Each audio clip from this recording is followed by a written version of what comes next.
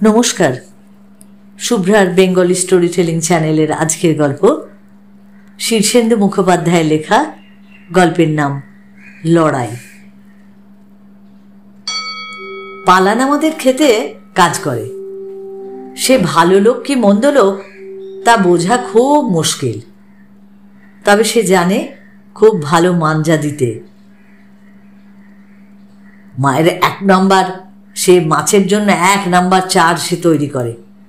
কাঠমিস্ত্রির কাজও তার বেশ জানা, আর পারে গভীর ভাঙা গলায় সব গেঁয়ো গান গাইতে। পালান গাছের নারকেল চুরি করে বেচে দিয়ে আসে, নিশুত রাতে পুকুরে জাল ফেলে মাছ চুরি করে নিয়ে যায়, ক্ষেতের ফসল চুরি করে, কিন্তু ধরা পড়লেই দোষ স্বীকার করে পায়ে ধরে ক্ষমা চায়। অনেক কাজের কাজী বলে, আর তার হাসিটা বড় নির্দোষ বলে আর সরল বলে দাদু তাকে তাড়ায় না। আমাদের দেশি কুকুরটার নাম ঘেউ। সে ভারী তেজি কুকুর। মেজো কাকা যখন বিয়ে করে কাকিমাকে ঘরে আনলো, সে তো বেশি দিনের কথা নয়, তখন কাকিমার ওই বড়লোক বাপের বাড়ি থেকে যেমন নানা রকমের দামি জিনিস দিয়েছিল, তেমনি আবার 2টো প্রাণীও দিয়েছিল সঙ্গে। একটা প্রাণী হলো এক যুবতী ঝি, তার নাম অধরা, আর অন্য প্রাণীটি হলো এই ঘেউ। ঘেউয়ের রং সাদা, চেহারা বিশাল, আর চোখটা রক্তবর্ণ। সে আসবার পর থেকে বাড়িতে বাইরের লোক তো আসা প্রায় বন্ধ। ঘেউ ডাকে কম, কিন্তু কামড়ায় বেশি। সে আসার পর থেকে এ বাড়িতে অন্য বাড়ির ছেলেরা আসে না। অন্যের কুকুর গরু সব আসা বন্ধ। হাঁস মুরগি পর্যন্ত ভয়ে সব গা ঢাকা দেয়। মেজো কাকিমা বড় সুন্দরী, হাঁটু পর্যন্ত 1 ঢাল চুল, দুধে আলতায় গায়ের রং, রূপকথার রাজকন্যার মতো চেহারা। তিনি আস্তে হাঁটেন, কম কথা বলেন, 2টো বড় বড় চোখে মাঝে মাঝে অবাক হয়ে চারদিক দেখেন। জেঠিমা, মা, বড় কাকিমা যখন উদয়াস্ত সংসারের কাজ করছে, তখন মেজো কাকিমা শুয়ে বসে বই পড়ে সময় কাটান। তার ছাড়া কাপড় অধরা কেচে মেলে দেয়, চুল আঁচড়ে দেয়, আলতা পরিয়ে দেয়। সবাই গোপনে বলে, নতুন বউ কারো বশ মানবে না। তা হোক, তবু মেজো কাকিমাকে আমাদের বড়ই পছন্দ। তার কাছে জিনিস কেনার পয়সা চাইলেই পাই। শিশুদেরকে তিনি বড় ভালোবাসেন, প্রায় মিষ্টি কিনে এনে আমাদেরকে খাওয়ান। আমার দাদুর অনেক পয়সা, লোকে তাকে বিরাট ধনী বলেই জানে, কিন্তু বড় লোকদের মতো চাল চলন দাদুর নয়। যেটুকু সময় ওকালতি করেন সেটুকু বাদ দিলে অন্য সময় তার হেঁটো ধুতি, খালি গা, আর হাতে হয় দা আর নয়তো কোদাল, কিংবা বেড়া বাঁধবার বাঁখাড়ির গোছা। দাদু কখনো বিশ্রাম করতে ভালোবাসেন না। বলেন, বিশ্রাম এক ধরনের মৃত্যু। 24 ঘন্টার মধ্যে 4 ঘন্টা ঘুমোবে, আর বাকি সময়টা কাজ করবে। পালার আর ঘেউ দাদুর ছায়া হয়ে ঘোরে। বাড়িতে ধোপা বা নাপিত এলে ঘেউ তাদের তাড়া করবেই। তখন দাদু আর পালান তাকে ধমক দিলে তবেই সে ক্ষান্ত হয়। অন্য কারো ধমককে সে গ্রাহ্যই করে না, এমনকি মেজো কাকিমা বা অধরার ধমককেও না। তাই মেজো কাকিমা একদিন রাগ করে অধরাকে বললেন, বাপের বাড়িতে থাকতে ঘেউ আমার কত বাধ্য ছিল, আর দেখ এখন কিরকম বেয়ারা হয়েছে। অধরা, ওকে এখন থেকে তুই শেকল দিয়ে বেঁধে রাখবি তো। মেজো কাকা কাকিমাকে বড় ভয় পেতেন। মুখোমুখি দাঁড়িয়ে কথা বলতে গেলে প্রায়ই চোখে চোখে তাকাতে পারতেন না। কাকিমা তাকে শেকল কেনার কথা বলতে কাকা খুব মজবুত একটা বিলিতি শেকল কিনে এনে দিল। ঘেউও বাঁধা পড়ল। দাদু এসব টেরও পাননি। পরদিন বাগানে গিয়ে গাছপালার পরিচর্যার সময় একটু অবাক হয়ে চারপাশটা দেখে বললেন, আরে কুকুরটা কই রে? পালান বলল, বাঁধা আছে দেখেছি। বাঁধা? উমা, কে বাঁধলো? ওই ওই খচ্চর ঝিটা, ওই ঝিটাই বোধহয় বেঁধেছে। দাদু ডাকলেন, ঘেউ, কোথায় রে তুই? মেজো কাকার ঘরের পেছনের বারান্দা থেকে এখন ঘেউয়ের করুণ আর্তনাদ আর শেকলের ঠুনঠুন শব্দ ভেসে এলো। আর কি ভীষণ যে দাপাদাপি করতে লাগলো সে!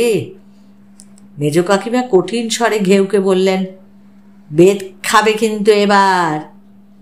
ঘেউ চুপ করল। দাদু একটু গম্ভীর হয়ে গেলেন।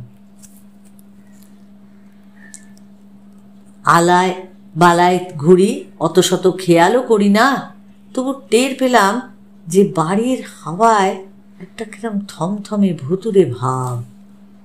সেবার পুজোর কিছু আগে মেজো কাকিমার বাপের বাড়ি থেকে তত্ত্ব এলো। সে তত্ত্ব দেখে লোকে তো তাজ্জব। বিশাল বিশাল পেতলের পরাতের থরে বিথরে সাজানো সব জিনিস, খাবার দাবার, কাপড় চোপড়, গয়না গাটি পর্যন্ত।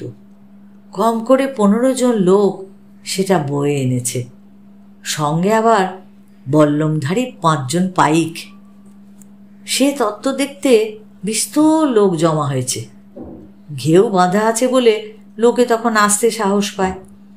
জীব জন্তু বা পোকামাকড় মারা দাদু একদম পছন্দ করতেন না, একদম অপছন্দও করতেন।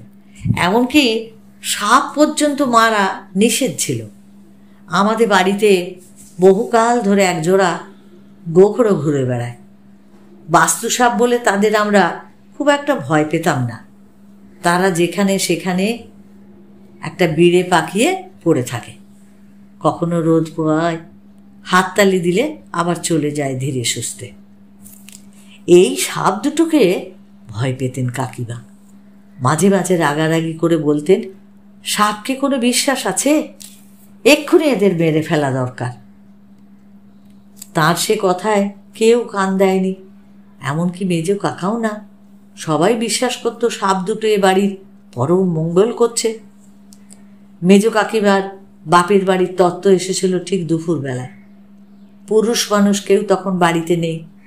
তত্ত্ববাহক লোকেদের খাওয়ার ব্যবস্থা করতে বাড়ির মেয়েরা তখন মহা ব্যস্ত। সেই সময় মেজো কাকিমা পাইকদের ডেকে বললেন, 2টো গোখরো সাপ আছে বাড়িতে। একটু আগে উঠোনের পশ্চিম ধারে ওই তুলসী ঝাড়ের তলাকার গর্তে ঢুকতে দেখেছি ওদের। ও দুটোকে খুঁজে বার করে মেরে ফেলো। পাইকরা তো মহা বাধ্যের লোক, সঙ্গে সঙ্গে লাঠি সোঁটা আর বল্লম বাগিয়ে তারা উঠে পড়ল। এক পাইক তুলসী ঝাড়ের তলাকার গর্তে শাবল চালিয়ে মুখ বড় করে ফেলল। ভেতর থেকে ফোঁস ফোঁসানির শব্দও আসছিল। ঠিক সেই সময় দৃশ্যটা দেখে বারান্দার থেকে ঘেউ বুক ফাটা চিৎকার করে দাপাদাপি শুরু করল। তার 2টো চোখ লাল, মুখ দিয়ে ফেনা গড়াচ্ছে। শেকলটা সে প্রায় ছেড়ে ফেলে আর কি। মেজো কাকিমা একটা লম্বা বেত নিয়ে এসে সপাটে কয়েক ঘা বসালেন ঘেউয়ের পিঠে। ঘেউ সে মার গ্রাহ্যও করল না, উল্টে শেকলটা প্রায় ছিঁড়ে মেজো কাকিমাকে কামড়াতে গেল। পুকুরে নেবে পানা পরিষ্কার করছিল পালান।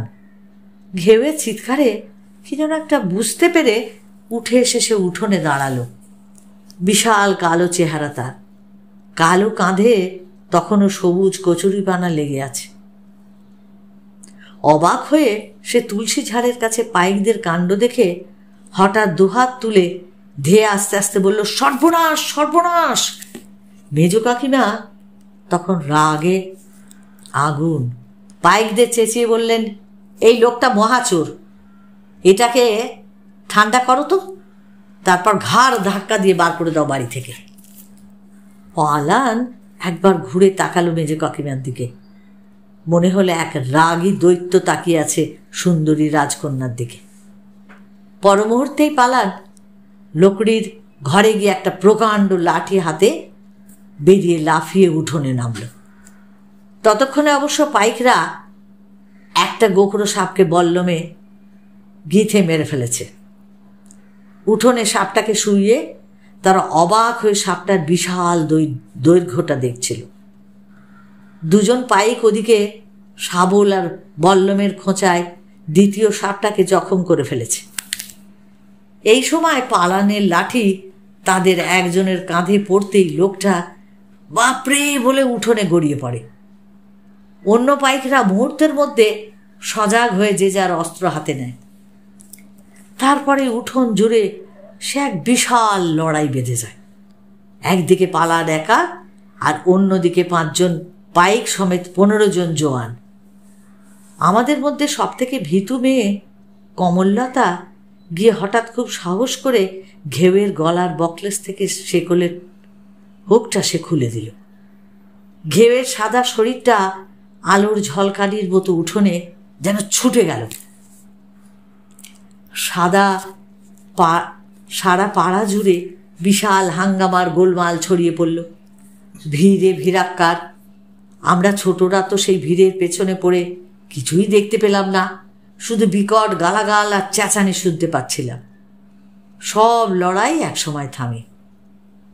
এটাও থামল। দেখি ভিড়ের ভেতরে চ্যাংদোলা করে পালানকে ডাক্তারখানায় নিয়ে যাচ্ছে কিছু পাড়ার লোক। তার পেটে বুকে বল্লমের ফুটো, মাথা রক্তের টুপি যেন পড়ে আছে। ঘেউ মাটিতে পড়ে করুণ আর্তনাদ করছিল।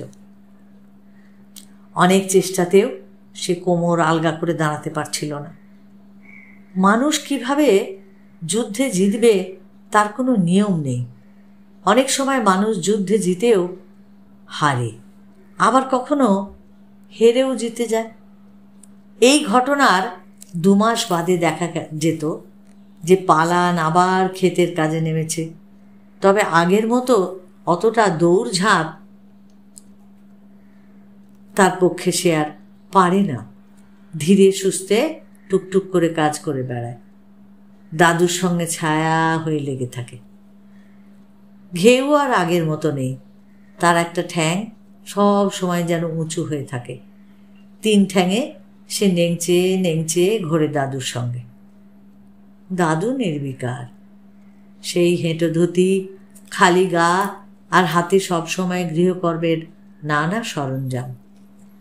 মেজ কাকিমা তখন ঘোমটা টেনে খুব লজ্জা বইয়ের মতো নানা কাজকর্ম করে বেড়ায়।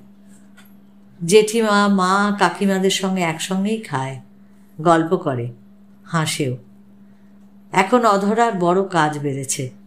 সামনের অঘ্রাণে পালানের সঙ্গে তার বিয়ে। পালানকে সেই জন্য দাদু একটু জমি দিয়েছে ঘর বাঁধতে। তাতে অবসর সময়ে ঝুড়ি দিয়ে মাটি ফেলতে হয় অধরাকে। ভিট করে তারপর বাঁশ বাখারি টিন দিয়ে ঘর উঠবে। বড় খাটুনি। মেজ কাকিমা তাকে যখন তখন ডাকলে সে একটু বিরক্ত হয়ে বলে, বাবা রে বাবা, সব সময় তোমাদের কাজে মাথা দিলে চলবে? আমার নিজের বুঝি কোনো কাজ নেই?